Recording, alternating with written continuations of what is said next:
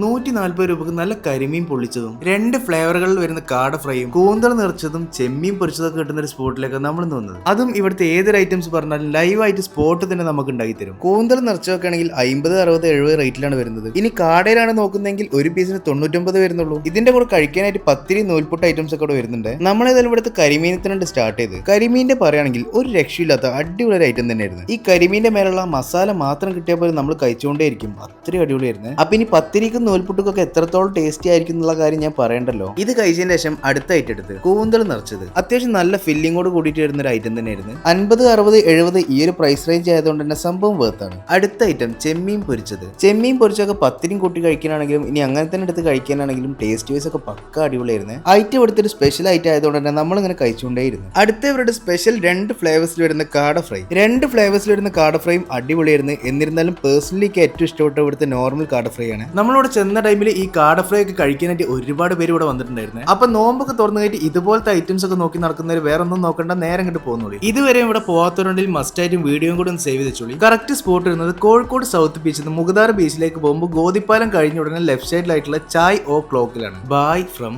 Calicut food spot.